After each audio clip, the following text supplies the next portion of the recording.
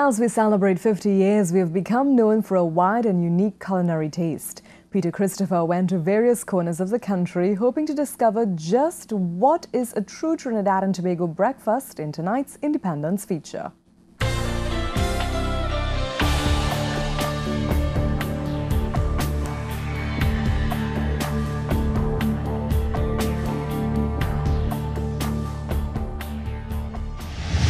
The cultural diversity of Trinidad and Tobago is well represented by our culinary taste. But when one discusses Trini food, images of lavish Sunday lunch, complete with macaroni pie and callaloo or paratha bunch next to curry goat, chatine, potato and pumpkin to crab and dumpling feast in Tobago form immediately. But what about our first meal of the day?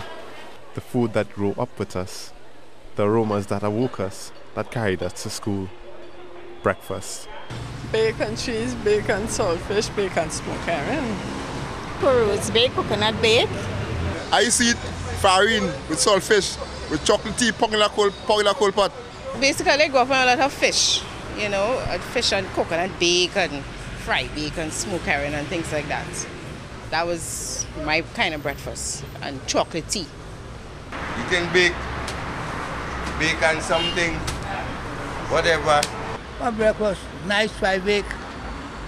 That's what I can my mother doing for me.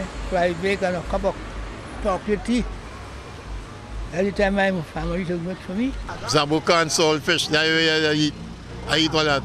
A little farine and all them kind of thing, yeah, they eat. With bread, hops bread, nice hops bread. Butter and hops bread. We have like melangen. That's, people go crazy about that, right?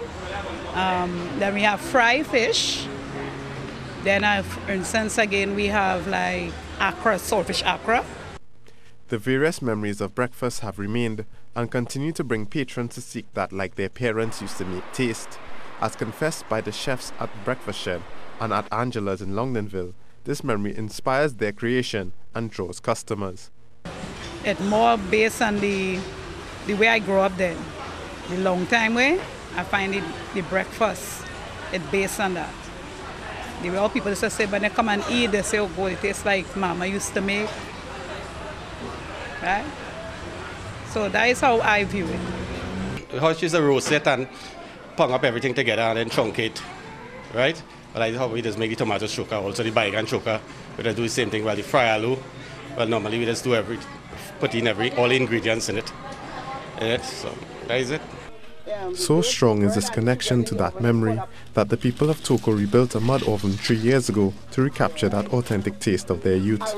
Having this piece of bread, yeah, hot oven bread, dirt oven bread, remind me 50 years ago. 50 years ago, you know, this is what I born and grew up in Matlot. This tradition came from our foreparents. Right, so that was handed down to my grandmother, or like grew up knowing my grandmother. So it's handed down from my grandmother to my mother, then to me.